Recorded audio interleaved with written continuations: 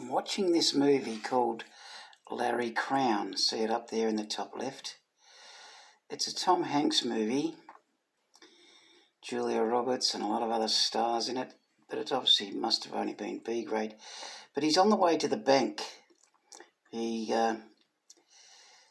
can't afford to pay his mortgage because he got the sack from his job and he owes more on the house than the house is worth to sell. And he's been doing an economics course.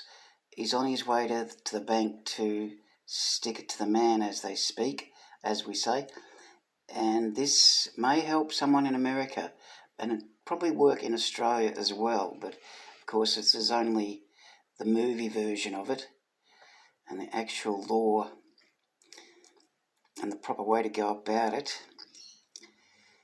may be slightly different to the movie. Here we go, a couple of seconds. After I start, you'll have to listen to the wording because he starts speaking before the scene pops up.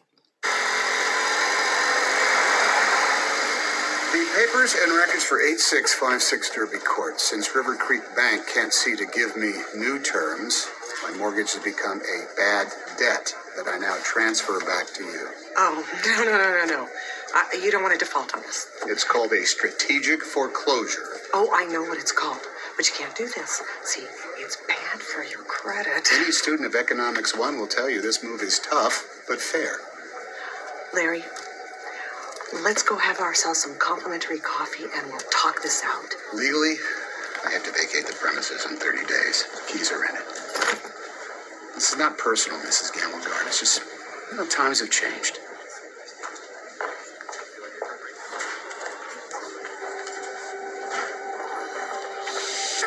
When we bought this house, I thought I'd suit my kids. So he's obviously giving up the house.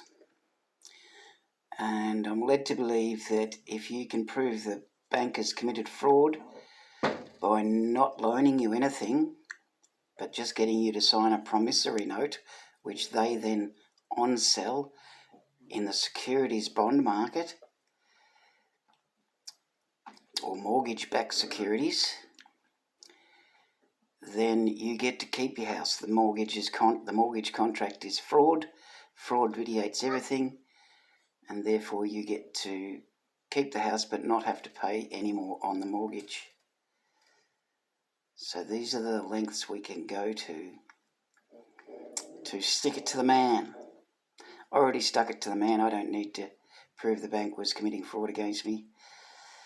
But I only found out about all this kind of thing before I fully paid off my mortgage, which they didn't like at all. 25 years too early. Yeah.